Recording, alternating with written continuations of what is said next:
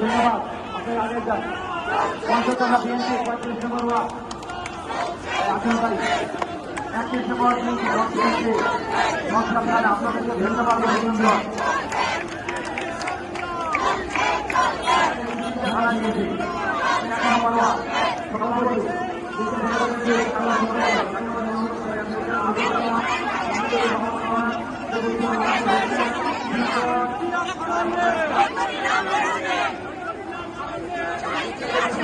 আমাদের একটা বড়